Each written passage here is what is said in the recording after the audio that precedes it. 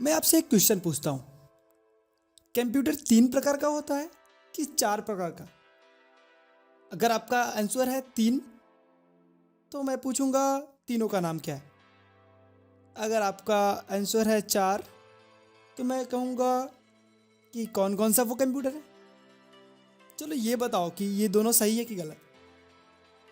अगर आपका आंसर आ गया तो अच्छी बात है, अगर नहीं आया तो ये वीडियो पूरा देखिए। तो आज की इस वीडियो में हम ये कन्फ्यूजन दूर करेंगे कि कंप्यूटर कितने प्रकार का होता है, 3 प्रकार का कि 4 प्रकार का। तो चलते हैं हमारे स्क्रीन पर। VFS पे आपका बहुत बहुत स्वागत है। और आज की इस वीडियो में हम देखेंगे क्लासिफिकेशन ऑफ कंप्यूटर। कंप्यूटर हमारा 3 प्रकार का होता है: एनालॉग कंप्यूटर, डिजिटल कंप्यूटर और हाइब्रिड कंप्यूटर। अगर हम एनालॉग कंप्यूटर की बात करें तो एनालॉग कंप्यूटर एनालॉग सिग्नल्स पर आधारित होता है और ये एनालॉग सिग्नल पर ही काम करता है। एनालॉग सिग्नल्स एक कंटिन्यूस सिग्नल्स होती है, जैसे कि आपको चित्र में दिखाई पड़ रहा। एनालॉग कंप्यूटर का यूज़ ज़्यादातर मेडिकल साइंस में ही होता है और एनालॉग कंप्यूटर फिजिकल क्वांटिटीज़ को मेज़रमेंट करने के लिए इसका प्रयोग किया जाता है, जैसे कि temperature, pressure, voltmeter, ammeter, speedometer, ECG machine.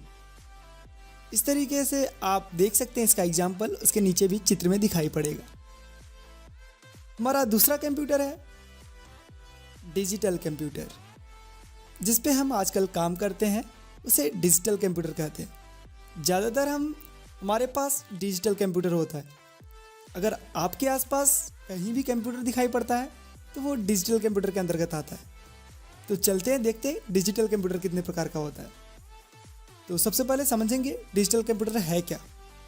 Digital computer आधारित होता है डिजिटल सिग्नल्स पर और ये इनपुट को स्वीकार करते हैं और आउटपुट को प्रोवाइड करते हैं बाइनरी डिजिट सिग्नल्स में। डिजिटल कंप्यूटर एक डिसकंटिन्यूअस सिग्नल्स होता है, जैसे कि आपको चित्र में दिखाई पड़ रहा है। डिजिटल कंप्यूटर वर्क करता है बाइनरी संख्याओं पर। बाइनरी संख्या मतलब 0 और 1। जब फ्रीक्वेंसी ऊपर की तरफ होती है, जैसे कि यहाँ पर ऊपर की तरफ, तो 1। अगर फ्रीक्वेंसी नीचे की तरफ होती है तो होगा उसका 0।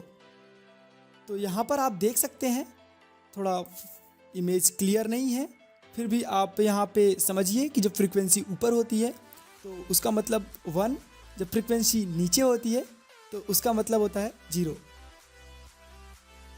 अब बात करते हैं एनालॉग कंप्यूटर कितने भागों में बांटा गया।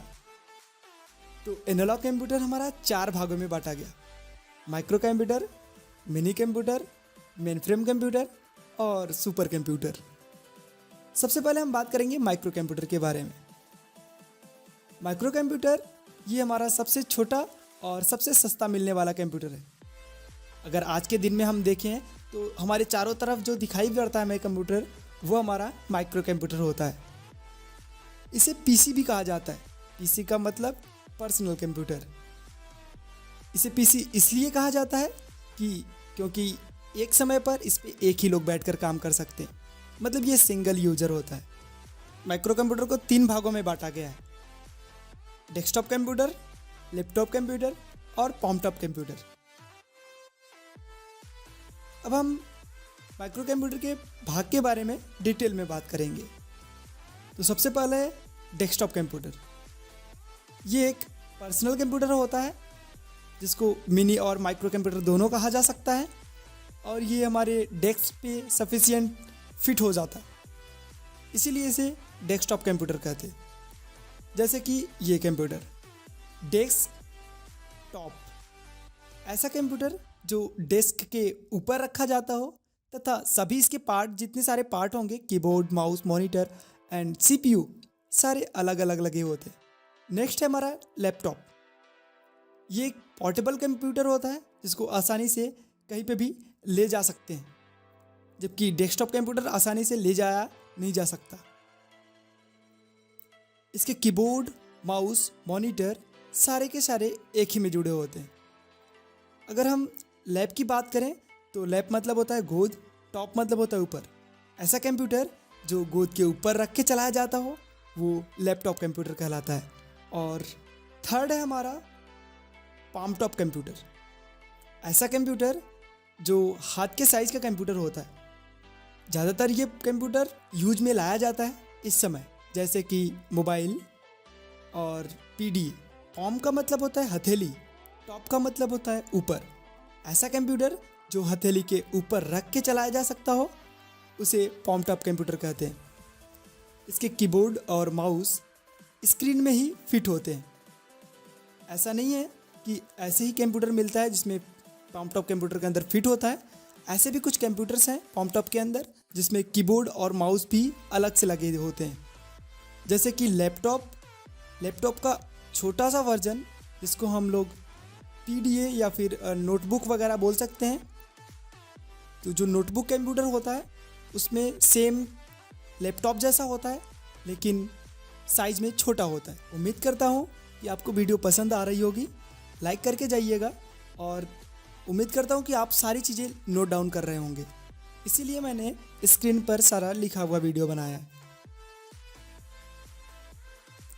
अब हम बात करेंगे मिनी कंप्यूटर की।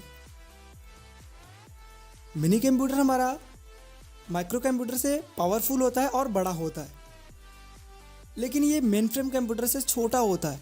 Mini computer multi user computer होता है। इसमें एक समय पर लगभग 12 से या फिर 12 से अधिक लोग बैठकर काम कर सकते हैं। इसका एक सिंपल सा एग्जांपल है PDP, program data process, mini computer का एग्जांपल है। तो यहाँ पे एक मिनी कंप्यूटर शो हो रहा होगा स्क्रीन पर। नेक्स्ट है मेन फ्रेम कंप्यूटर। ये पावरफुल कंप्यूटर होता है, बड़े बड़े बिजनेस ऑर्गेनाइजेशन में इसका प्रयोग किया जाता है और ये मल्टी यूजर कंप्यूटर होता है। मतलब एक समय पर बहुत सारे उपयोगकर्ता इसको उपयोग कर सकते हैं। इसकी एबिलिटी होती है कि एक समय पर ये क्विकली 100 से भी ज़्यादा रिक्वेस्ट को प्रोसेस कर सकता है। और इसकी खास बात यह है कि इसमें कई सारे सीपीयू लगे होते हैं डाटा को प्रोसेस करने के लिए।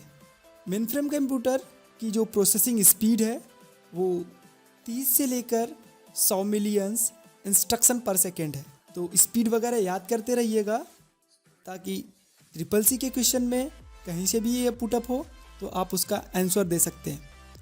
अगर आप कहीं इंटरव्यू की तैयारी कर रहे हैं, कंप्यूटर की पढ़ाई कर रहे हैं, तो इंटरव्यू में भी ये क्वेश्चन पूछे जा सकते हैं। Mainframe computer research organisation में, बड़े बिजनेस में, बैंक में, एयरलाइन में और रेलवे में ज़्यादा प्रयोग होता है और इसका प्रयोग सर्वर के लिए भी होता है। तो कई बार ये क्वेश्चन देखा गया है कि मेन फ्रेम सर्वर के लिए उपयुक्त है कि नहीं, तो ये सर्वर के लिए भी यूज में लाया जाता है।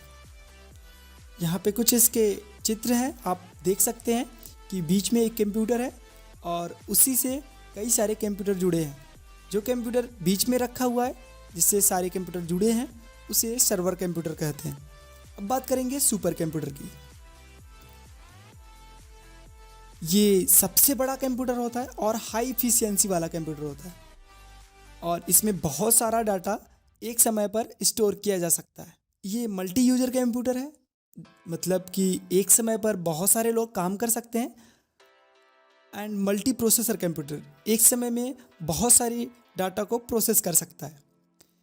इसकी एबिलिटी होती है कि ये कोई भी क्वेश्चन को वेरी क्विकली सॉल्व कर लेता है। कितने भी कॉम्प्लेक्स प्रॉब्लम हो या फिर जटिल प्रॉब्लम हो उसको कुछ ही सेकेंड में सॉल्व कर देता है। सबसे जो पहला कंप्यूटर बनाया गया था उसका नाम था क्रे फर्स्ट, और जो इंडिया में सबसे पहला कंप्यूटर बनाया गया था उसका नाम था परम 10,000। यहाँ पे कुछ इसके एग्जाम्पल हैं तो आप देख सकते हैं। इसको भी बड़े बड़े कंपनी ऑर्गेनाइजेशन प्रयोग करते हैं सर्वर के लिए, क्योंकि इसमें बहुत सारी डाटा को स्टोर किया जा सकता है। और इसका सैटेलाइट्स में भी प्रयोग किया जाता है सुपर कंप्यूटर का। एंड लास्ट कंप्यूटर हमारा हाइब्रिड कंप्यूटर। ऐसा कंप्यूटर जो एनालॉग और डिजिटल दोनों डाटा को प्रोसेस करता हो, इस प्रकार के कंप्यूटर हाइब्रिड कंप्यूटर कहलाते हैं। इसका एग्जाम्पल जैसे कि रोबोट और कुछ मेडिकल साइंस में यूज किए जाते हैं। तो आज की इस वीडियो में आपने देखा क्लासिफिकेशन ऑफ कंप्यूटर। सबसे पहले हमने देखा कंप्यूटर कितने प्रकार का होता है, एनालॉग कंप्यूटर, डिजिटल कंप्यूटर और हाइब्रिड कंप्यूटर। फिर उसके बाद हमने देखा डिजिटल कंप्यूटर के प्रकार, कितने प्रकार के होते हैं digital computer, micro computer, mini computer, mainframe computer और सुपर कंप्यूटर। तो आई होप कि आपको ये वीडियो पसंद आया होगा, तो लाइक करिएगा, सब्सक्राइब करिए हमारे चैनल को ऐसे ही वीडियो देखने के लिए। Thanks for watching.